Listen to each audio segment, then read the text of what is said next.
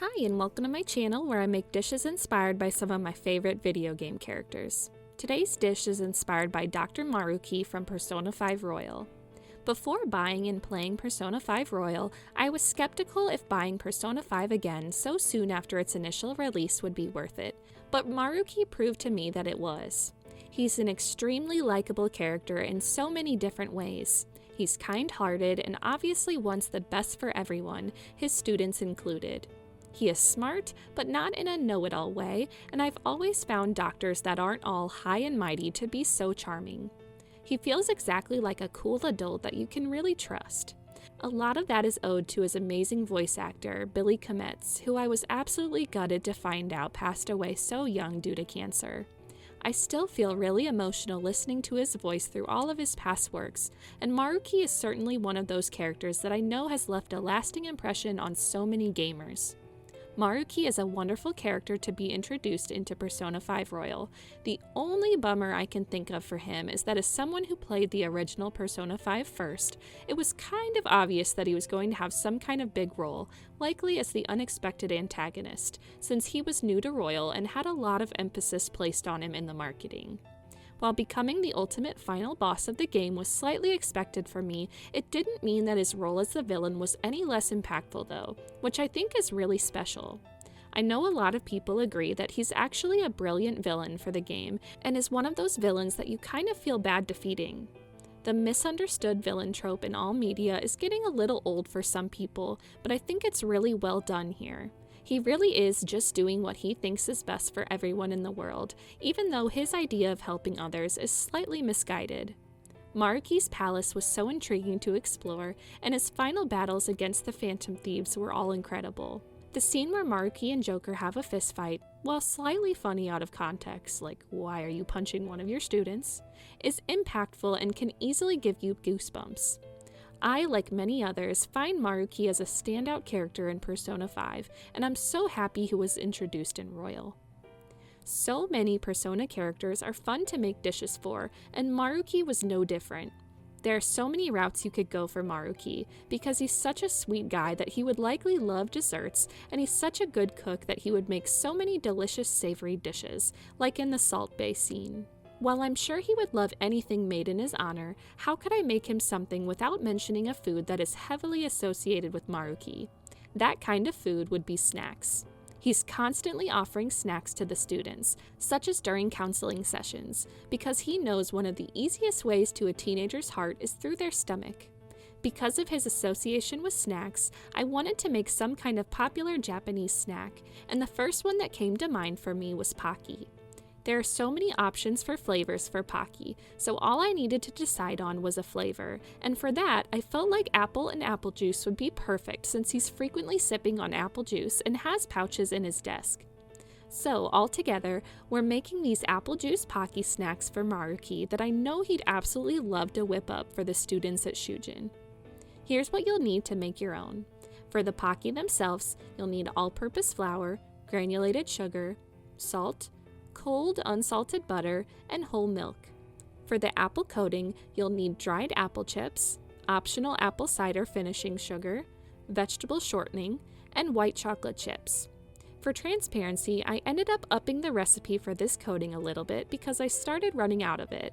With the new updated amounts, you should have enough to cover all Pocky sticks, so you may see me using less ingredients to make the coating than I'm saying. The amount I'm saying and the amount listed in the recipe itself are the more accurate amounts.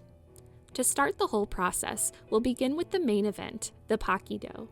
In a food processor, we'll add in 1 1/4 cup of all-purpose flour, 1 tablespoon of granulated sugar, and a pinch of salt, just as Salt Bay Maruki would do, of course.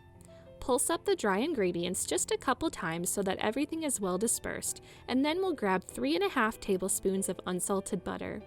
While it's still cold, we'll cut the butter into smaller cubes and then add the butter into the food processor.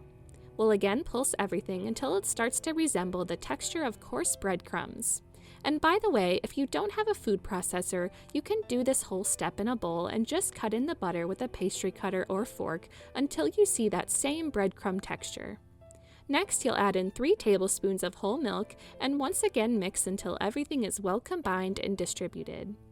It shouldn't really look super together, but kind of clumpy and crumbly. You can then grab a medium bowl and line it with some plastic wrap. We'll pour the Pocky dough into this bowl and then wrap the dough up completely with the plastic wrap so that it forms a small ball.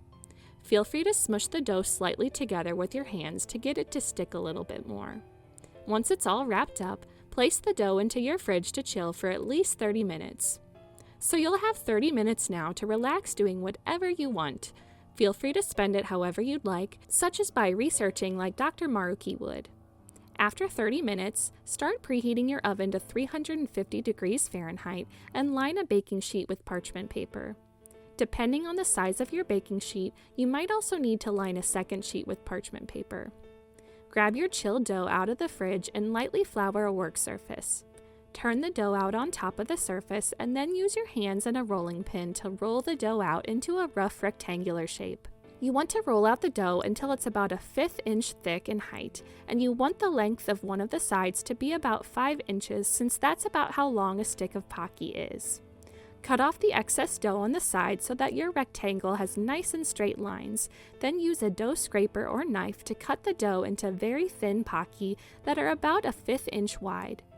This step is so fun, and if you're like me, it will make you so excited to see the little Pocky starting to literally take shape.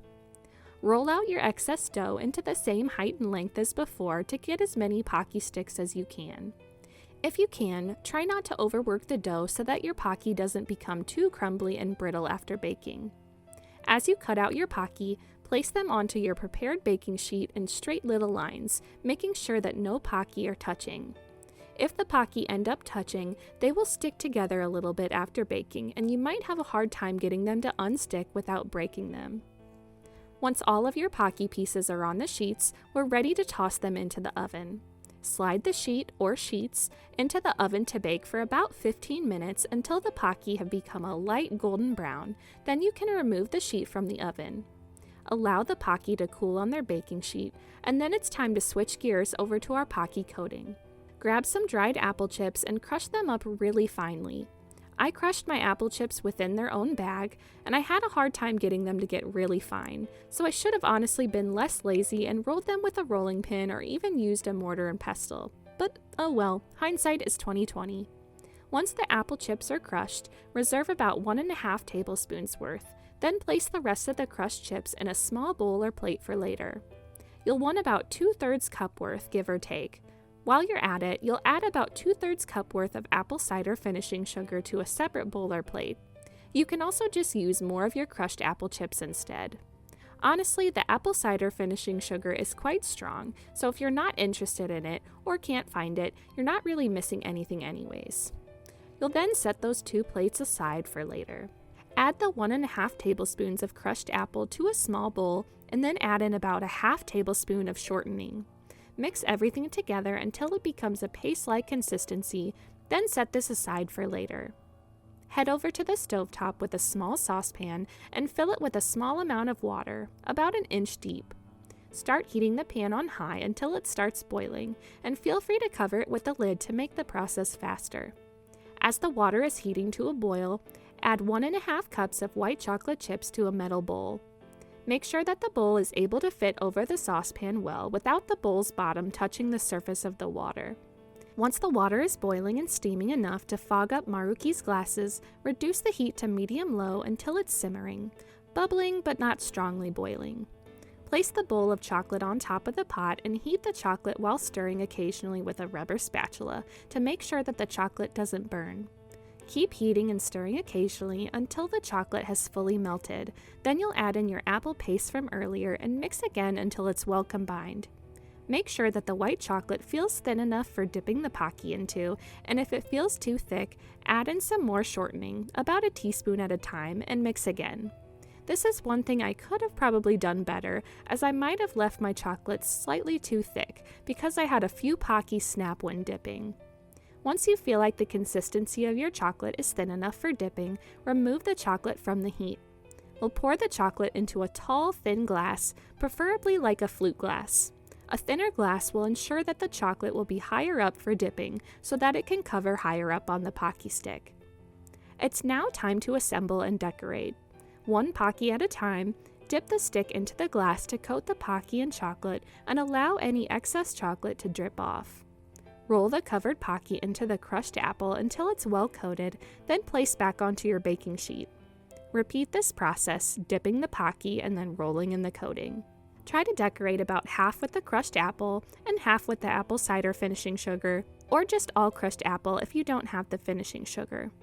Once all Pocky are coated and back on the baking sheets, allow the coating to harden for around 30 to 60 minutes. If you'd like to speed up the hardening process a bit, you can stick them into the fridge. When the Pocky are hardened, it's all time to serve and enjoy. This process is so incredibly fun, and it's so nice to have such a fun and irresistible treat. I didn't have Pocky until I was a bit older, so they were never a childhood favorite of mine, but they immediately reminded me of the fun and whimsy of childhood. I am such a fan of the apple flavoring on the end of each Pocky stick, as it's such a refreshing and unique flavor. The Pocky sticks themselves are so buttery, crispy, and snappy, and are so easy to eat that they can be a bit addictive. While we made this unique flavor for Maruki, you can customize your Pocky in so many different ways or stick with a classic flavor, but either way, you can't go wrong. The day that Maruki finally stumbled upon this limited edition Pocky at the store, he'd find himself completely clearing the shelves. They would be a perfect treat for him to snack on constantly throughout the day, alongside his endless boxes of apple juice, and it would be such a fun treat for all of his students at Shujin as well. In his mind, he feels like it would be pretty much impossible for someone to say no to a counseling session if they were given these Pocky sticks, and not only are they getting a delicious benefit, but a great benefit for their mental health as well. He'd especially love to see the reactions of each of the Phantom Thieves as they took a bite. Joker would be pretty stoic as always, An would smash a whole handful in her mouth, Kasumi would delicately nibble on the end, and Maruki would laugh to himself as Ryuji stuffed a bunch into his pockets, not thinking of how they would break and crumble inside. While apples are known to keep doctors away usually, Maruki is not like most doctors, and if anything, he would be magnetically pulled to these Pocky sticks. This sweet treat has a goal that's so similar to Maruki, as he just wants to make everyone happy, and so every time he took a bite, it would remind him of his goals and why he does what he does, to make everyone happy. The recipe card is in the video description if you'd like a more quick and concise version to give it a try. Like if you want a bite, subscribe for more geeky treats, and comment what foods Maruki reminds you of. Thanks for following along.